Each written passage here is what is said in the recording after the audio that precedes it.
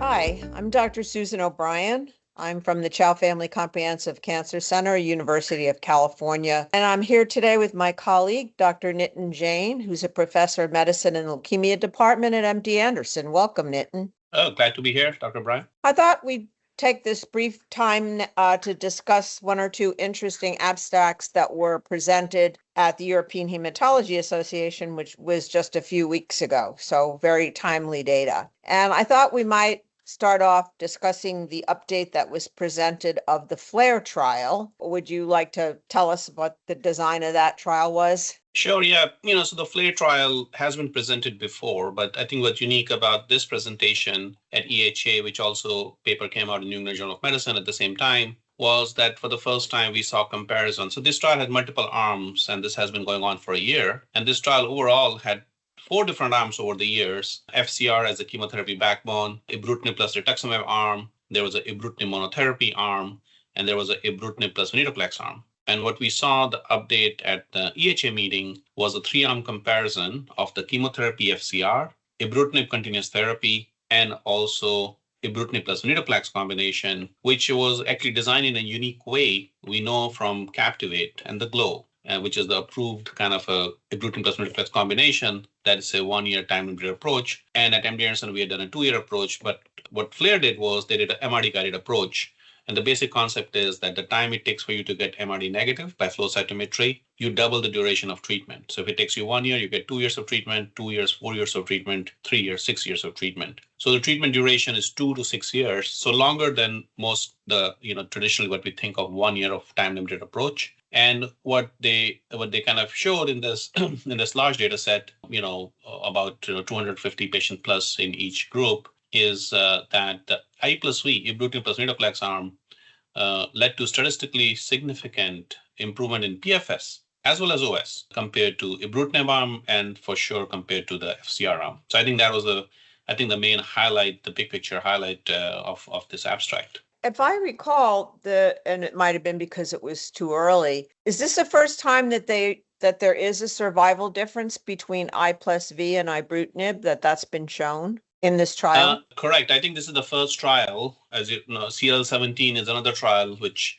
is run by the General CLL Study Group, which also have an I plus V versus ibrutinib continuous comparison. But there the I plus V is 1 year duration, and that trial, we're still waiting the results. But this is the first trial we see in a randomized fashion where continuous BTK inhibitor, namely ibrutinib, is compared to I plus V, and showing not just the PFS improvement, but also the overall survival improvement for the doublet I plus V. Well, in your trial that was published, the I plus V trial that you did at MD Anderson, which was not a randomized trial, but if I'm not mistaken, everybody on your trial also got treated for at least 2 years, correct? Correct. That's correct, yeah. I think that your data and the FLAIR PFS data now I'm talking about are probably the best PFS data out there. So do you think that in general on fixed duration therapies, everybody should be getting 2 years? Yeah, I think, I think the longer the duration of therapy, so you're absolutely correct. The FLAIR data, the 5-year PFS is like 94%.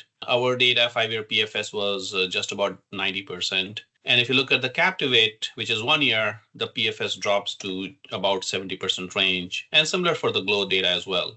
The GLOW was an older patient population, so slightly, less well population to say. I think the duration of treatment matters, and I agree that the longer the duration, the better it is. Now, I think maybe there could be further qualification. I think for unmutated V gene patients, I think you could argue that the 2-year data set is really quite impressive in terms of the FLAIR data, in terms of MD Anderson data, compared to 1 year of Captivate, and maybe that would sway me to think about that more for unmutated V gene patient. For mutated IGHV patients, I think all these regimens are doing very well. And, one could argue that I think still 2 years may be better, but I think maybe 1 year may suffice. But again, that's something which we really need to study more for mutated IGHV patients. But if I think unmutated patients, I think I'm thinking more for my patients that I think 2 years of therapy should be, or some kind of MRD-guided therapy more than 1 year, I think is probably the way to go. Right.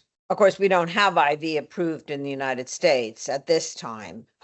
Everything you do at MD Anderson's generally on a trial. So yeah. I just wonder, just curious, Have you heard anything from people about if people want to use I plus V? Do you know if they're having problems getting it covered, or you don't really know? No, at least not in the US setting. I mean, I think people have not been asked or people wanting to prescribe I plus V in the US outside of a clinical trial setting. I think it's a question, I think elsewhere outside the US, other countries, including India and others, where I think they are using BTK Ven combos. And many of them have actually started using acalaven based combo, but still ibrutinib is quite widely available. And I think that question comes up of what's the duration and should we do now longer duration of treatment based on I plus or FLAIR data. And I think at the discussion at the EHA meeting, it was the presenter Tala Munir was asked this question of how they think their practice in the UK will change with the FLAIR data. And I think what he commented was that at least for the UK, they're approaching the regulatory agency that for unmutated V gene patients, they would like to treat them with at least this MRD guided approach with at least 2 years of therapy or maybe longer, depending on the MRD status. But for the mutated V gene patients, they may stick with the 1 year currently approved regimen of I plus V. But that's, kind of one of the things at least they are planning in the UK. Well, there's no question that the data looks really good. I think we have time to cover another abstract, and this jumps from frontline therapy to therapy that isn't actually FDA approved yet, but it's a type of new class of drugs that I think are very exciting that are often generically called degraders. And at ASH, we saw presentations on the Nurix degrader and the Beijing degrader, and they both look really, really good. The Beijing degrader did have an oral update at EHA, and that drug is called BGB 16673, but I think we just call it the Beijing degrader. Maybe you could talk a little bit about what degraders are and what they're designed to do, and then, the data that was presented at EHA. Yeah, so as you said, I think there are several companies. The publicly available data is with the Nurix degrader, which was a poster presentation at EHA, and then oral presentation was the Beijing degrader. AbbVie has a degrader as well, which is ongoing, and then there are other companies as well who have degraders or they're looking into trials with BTK degraders. But the basic concept with these degraders is that, unlike I think simplistic thinking, the inhibitors which inhibit the protein express level by a certain amount, 90-95%, these degraders completely deplete the protein, the BTK protein. And they are really very specific. So there's not really an off-target effects, which we know with ibrutinib, there are off-target enzymes which are inhibited, like ITK and others. This is a very specific degradation of the BTK protein. And additionally, the degraders are independent of the BTK mutation. So it doesn't matter if you have a cysteine 481S or L528W or other pirtobrutinib kind of resistant mutations, these degraders seems to work across the board, at least in the lab and also in the patients. So in this update, which was presented at the EHA, the investigators reported that they have treated 66 patients with multiply relapsed refractory CLL. So the median number of prior therapies was 4. So this is a heavily pretreated group of patients. Practically all the patients had received a covalent BTK inhibitor, such as ibrutinib, acala, or zanubrutinib. 80% of the patients had received a BCL2 inhibitor, most likely venetoclax. And some patients had also received non-covalent BTK inhibitors as well. And this is a group of patients which were very high-risk genomics. So about 77% were unmutated V gene. Actually, impressively, 65% of the patients had either deletion 17p or TP3 mutations. So probably one of the highest kind of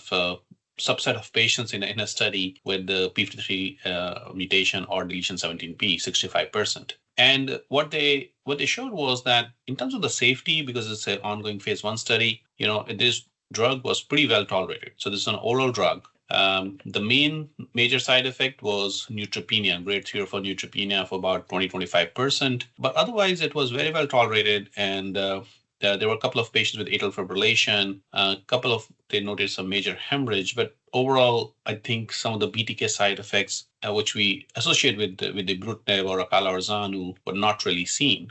Now, you could argue the follow-up is short and small number of patients, and we may see more as longer follow-up evolves, but we'll have to see. But interestingly enough, I think most of the patients achieved a response. The overall response rate was over 90%. And then they also showed a progression-free survival, which actually, their median follow-up is now about 15 months, and their 1-year PFS is about 77%. So that actually looks pretty impressive because 1-year PFS of 77%, and if you think of maybe other non-covalent BTK inhibitors, like maybe pirtobrutinib in the similar setting, and the median there was about 20 months or about 2 years. So we'll have to see how this plays out. I think already there are discussions, and I think it's publicly acknowledged that Beijing degrader, they're doing a head-to-head, or they're planning to do a head-to-head trial versus pirtobrutinib in relapsed refractory CLL. So we'll see how that study eventually pans out. But I think there's a lot of interest, I would say, in the BTK degrader strategy. Absolutely. I mean, if you have that effective a drug without little toxicity, Right. and now what looks like reasonable durability, although as you said, we haven't reached a median yet. I think when we saw the Nurix data, I did not see the poster at EHA, but when we saw the Nurix data presented at ASH, it looked also fantastic with Correct. high response rates and a very low toxicity profile. I think you have to give Beijing, or B1 as we're supposed to call it now, a lot of credit for their study designs. They really asked the important question. I mean, they just finished accruing to the Celestial trial, which was a frontline trial of zanubrutinib, their BTK inhibitor, and sonrotoclax, their BCL2 inhibitor. And their control arm was a really, really good regimen, namely venetoclax and obinutuzumab. Right. So that's a really high bar that they're going to have to beat.